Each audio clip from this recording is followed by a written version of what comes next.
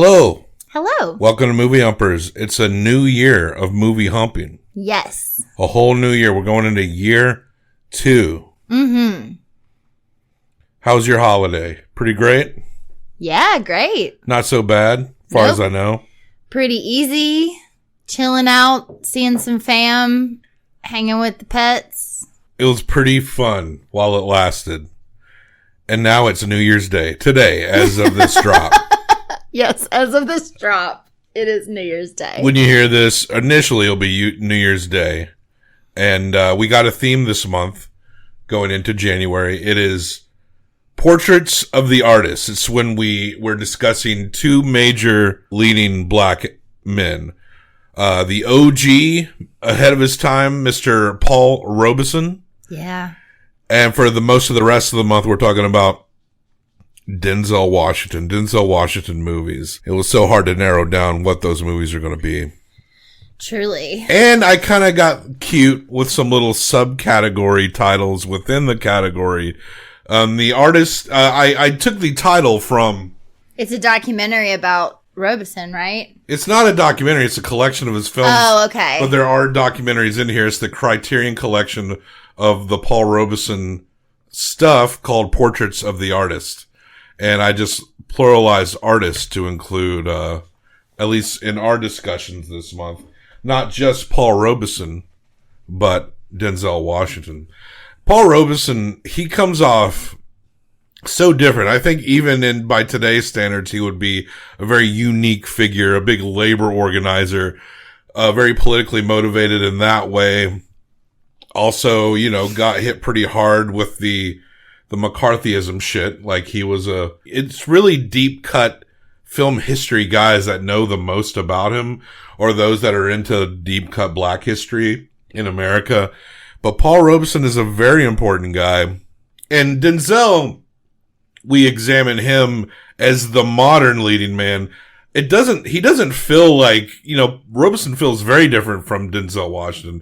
Denzel, I always credit him. He feels more like a Gregory Peck, Cary Grant type. He's that style of actor. Paul Robeson was ahead of his time, and Denzel feels like he is from a man of his time. Of his time, but also more classic even. Absolutely, yeah. Than his contemporaries. And I think we're going to explore that. So we will be discussing every Monday a Paul Robeson movie. And then Wednesdays and Fridays, we'll be talking about Denzel movies. My subcategory this week for Portraits of the Artists in Trouble. Ooh. Now, keep in mind, some of these might be a bit of a stretch. I tried to make them thematically work. I think maybe because we deal with religion so prominently in this Paul Robeson feature, maybe other religious-based Denzel movies, but some weeks seem to make more sense than others. And I'm also putting these together without having seen some of the movies, but I think some of them will work. The Artists in Power Week will be really good. It'll make more sense. But we're talking about this is our second ever silent movie. Yes. The first one we talked about was also our very first episode a long time ago from 1906.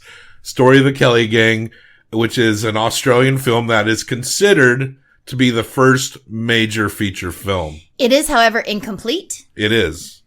They try to fill in the gaps as best they can with scripts that were found and still images that were found. It's really interesting to watch. The guy who directed this movie is one of pretty much the earliest prolific black filmmaker, Oscar Micheaux. And he wrote and directed and did everything for this, right? He was very involved. A lot of the movies he made were called race pictures because he was a black man in America making movies, and the majority of his audience, like for this film, Body and Soul, it was originally just shown to black movie theaters, and white people came along to it later. Mm-hmm. So it's just really not very known, even as prominently historical as Oscar Micheaux is. In this movie, there's a lot of criticism of religion. Mm-hmm. I think it's pretty obvious. When Micheaux originally presented this film to be reviewed to play in the state of New York, they cited that this movie could cause riots. This movie is sacrilegious. So they had him cut it all back down. And I'm not sure if they made him change any story beats, because it seems like his condemnation of religion and what it does to the black community is pretty potent. And then there's this measure of forgiveness that we come across in the end. And then another interesting twist, which, as far as I could tell, is the earliest known instance of this type of twist. But this is a silent movie. You can find it all over YouTube. Body and Soul 1925. Starring Paul Robeson, Mercedes Gilbert, and Julia Teresa Russell, directed by Oscar Micheaux. And Oscar Micheaux, he churned them out. He had over 40 pictures, but over half of his work is completely lost to time. And when we're going through this movie, we were wondering if there were some things that were lost to time in the process of what he shot, because we got these title images that don't match previous title images. One big compliment I want to give right off, which is a modern contribution to this particular movie. And we're seeing this a lot more with silent movies, where modern musicians and orchestras and stuff lend their talents and kind of help breathe life into the movies. The musical score was composed by a trombonist by the name of Wycliffe Gordon and performed at the Lincoln Center Jazz Orchestra. I believe it was initially performed in Savannah, Georgia, and I think they might have performed it while they played this movie. It was a live audience. That would have been really cool to see. But the music and the way it breathes life into this movie, it's actually, it really does help the movie a lot. I think the music in this is fantastic. It is wonderful, Props to Wycliffe Gordon. It's interesting that you said that in that way, because I did wonder if things had been cut out. And I wonder now, one of the things I said to you even during the movie is that, sure, I have not seen a lot of black and white movies. I have seen more than these two, but not a lot more, honestly. But it felt as though they were saying so much more to each other than they were telling us. And I even wonder if that's where it was cut. Not necessarily the visuals, maybe, but what he was trying to portray, like what he was having these people say to each other, the things they were actually talking about. Maybe that was what was censored a little bit, because I really wish it's really hard to say, knew because everything they're saying, because you can tell that things definitely got whittled down. Apparently this thing was 9 reels, and when he had to edit it for the board to get released, it was down to 5. There is that sense. Of course, all movies have these. The studios nowadays will chop away at your shit, as we discussed with Eyes Wide Shut. The studio, after Kubrick died, they cut like 20 minutes off of it. It's even worse back then. This idea that back then you could do things and that you can't do now is bullshit. There was Hays codes. They were way harder on this shit. Just merely criticizing a preacher in a movie caused the state of New York to be afraid that this movie would create riots or whatever. Well, and that's interesting that you say it that way, because he's not actually a preacher. Right, he's a con man. He's like Robert Mitchum in fucking Night of the Hunter. Night of the Hunter, yeah. He's kind of like a proto version of that. Yeah, he is a man who's on the run. He is pretending to be a preacher in this small town, and he's a drunk. And he's not a nice man. And this woman, Isabel, and she lives with her mother, played by Mercedes Gilbert. And Isabel is in love with a man named Sylvester. Yes. Who is also played by Paul Robeson. Which is so interesting, because it is like, they're not the same man. They're not meant to be. But they're the two men in her life. Their demeanor. And one of them is good and nice to her and wants to take care of her. And the other one is got the whole town wrapped around his finger, but is terrible and mean to her and ruins her. I know Micheaux was a big advocate. He was into the writings of Booker T. Washington. We see an image of Booker T. Washington and then another image of Booker T. on their wall. Yeah, in the mother's house. Yeah. Of Booker T., Abraham Lincoln, and Frederick Douglass. Yep. And I guess maybe that was a more common thing back then. I'm not sure. This deeply religious woman having an image of Booker T. Not to say that she wouldn't. Booker T. had criticisms for religion. And the mother is deeply religious to the point where she wants her daughter to marry this corrupt fake preacher. And she believes in him 1,000%. She believes in him 1,000%. And even to the point where anything that is accusing of the preacher, whether the daughter's like, oh, he's a drunk, he stinks, she just doesn't believe him, as though you can't just say that about a man of God. Even though, how dare you? Even though we see this mother in that very exaggerated silent film way kind of have these pauses and these suspicions, and then it's like she just wipes it away in her mind. It's such a... I love those moments because these are she is a very good actress in that. You had to do so much more work. You really had to. You couldn't hear their voices. Like, so much has to read on their faces. You could so tell when the little girl, I call her little girl, but when the daughter was sad or when she was hurt or when she was happy, like everything about her without being huge. The mother in those moments you're just speaking about, it's so great because you can see her going, wait, did something bad happen? Is something bad happening? Isabel just No, it's not. Isabel just looked generally depressed constantly. She was also so skinny and tiny that she just looked like frail. Yeah. And sad. So the preacher, Jeremiah Jenkins, the Reverend Isaiah T. Jenkins, or Jeremiah, I thought it was Jeremiah Jenkins, comes across a guy that he used to be locked up with who's who's like a crook, because he's a crook, and they were locked up together. And there's like and they deal through this guy who might be cheating people at cards and stuff. And he owns a bar. And we don't really address a lot of that, but it is played up into a scene in which that dude who knows him runs out of money, so he goes to him and is like, basically blackmails him, like, I'll tell everyone you're a liar if you don't give me money. Unless you don't give me money. And that leads into a story in which we don't get the whole story at first, and then we lean back on it, and then we go back into a story before the story in which she's trying to communicate. Like, the money is gone. The mother keeps it in the book. She's in the Bible. She keeps it in her Bible. She's already told Sylvester, like, no, you ain't going anywhere. Sylvester, when the mom says Sylvester's not going anywhere, it's because he wants to marry her daughter. So the mom wants her daughter to marry the preacher, but the daughter wants to marry Sylvester. He's an inventor, which we kind of find out at the end. I think that must have gotten part of the cutout stuff. It must have, because some things are missing. Also, speaking to the man he was locked up with, there's this thing at the beginning where the preacher has gone to this bar and he's getting drunk. And the man asks him for money, and the preacher's like, oh no, you give me money or else I'm going to start preaching bad about your bar again. Like, he's a swindler from the first second.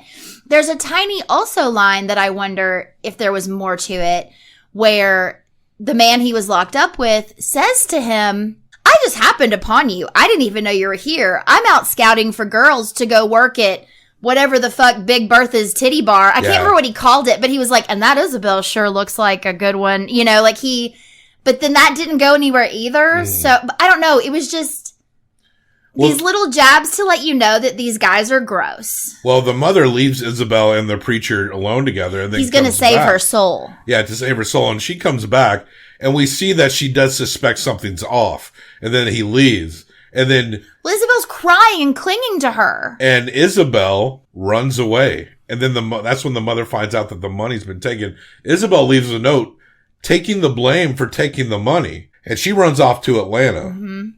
And she's gone for months, and the mother tracks her down. And then Isabel breaks down the story. And not only breaks down that, like, no, actually the preacher took it and talked her into taking the blame because your mother wouldn't believe you anyway, and she was kind of right at first. But also tells a story of a previous story where they're caught in a storm, and the preacher... That scene was crazy also, where they're running around in the storm, like in circles, like they can't see. It's supposed to be nighttime.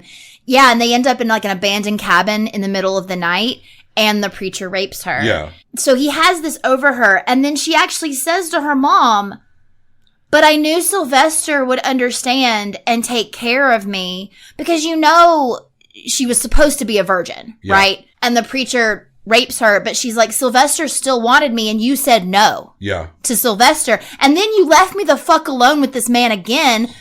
And that time he didn't rape her, but he was hurting her and basically like, money, I need money, where's the money? Because that guy's swindling him. Right.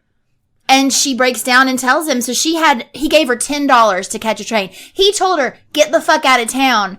no one's going to believe you that I took this money. Your mama's going to think you took this money. She's never going to believe you over me. So get out of here. The daughter is so heartbroken and the mother feels so bad because she's finally convinced. But the daughter dies in bed of a broken heart, I suppose. Well, and at first her mom's like, why are you making this up? And she's like, I told you I couldn't tell you because you wouldn't believe me and you're not believing me now. And that's when the mom finally was like, wait a second. So we cut to the church. Good Lord. And the reverend, the fake reverend, is preaching the dry bones in the valley sermon.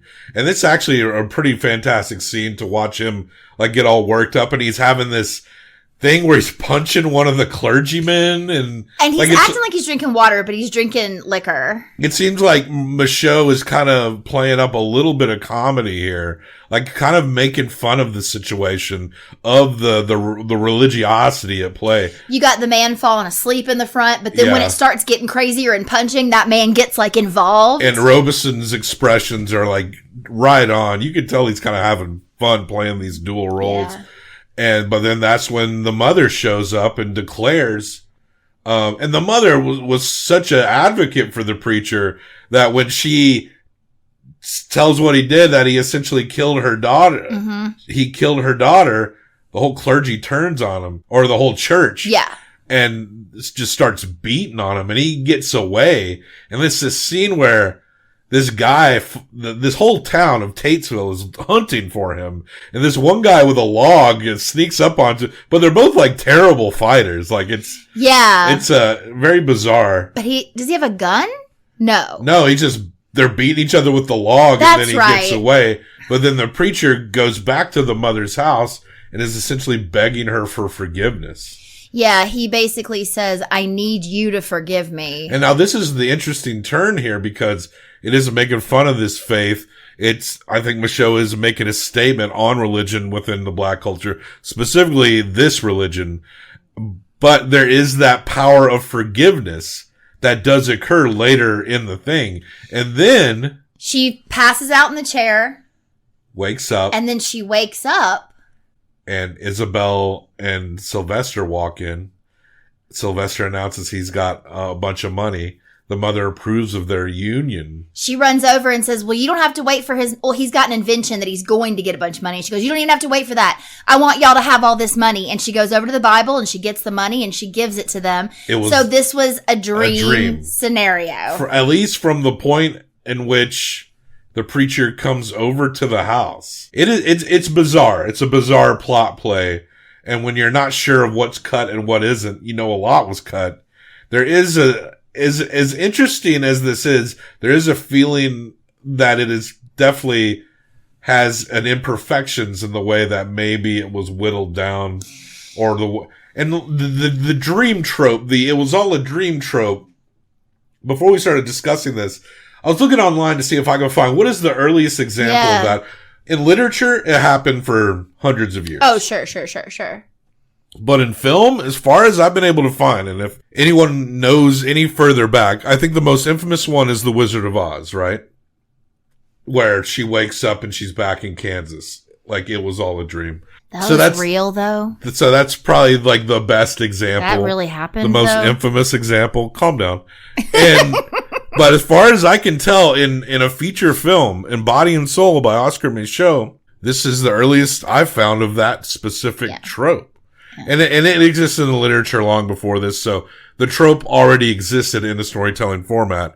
But far as I know, and looking up people citing movies with this, I'm not seeing anybody credit anything prior to Wizard of Oz. Oh, wow. Wizard of Oz is like 36 or something. Think so. And this one is 1925. So as far as I know, this is, and of course this would go under the radar because this was a movie by Black Americans for Black Americans, and white people would not know much about it until later. Probably more in the guise of those who want to study film history, and no casual moviegoer would stumble across, especially an early Oscar Micheaux movie like Body and Soul. Also, if you search for this, there are like 3 other Body and Soul movies. You have to literally type in Body and Soul 1925 to get the results for this. it took me a little while. I mean, it didn't take me that long, but it's not the first thing that comes up, even with this title, even in film. Yeah, it's really interesting. So they go get married. Yeah. And they come back and they're happy married and mom's happy and everybody's happy and ending. It's over. And there's never any other mention of the preacher. No. We assumed that he was real. He just didn't go into their lives like this. The thing that makes it seem as though he was real is, you know what I wonder? Is the beginning there is a news article. I wonder if she read that newspaper article and then fell asleep. Because the newspaper article is talking about how a black detective or private eye had found Black Carl, and they have a song about him. Black Carl!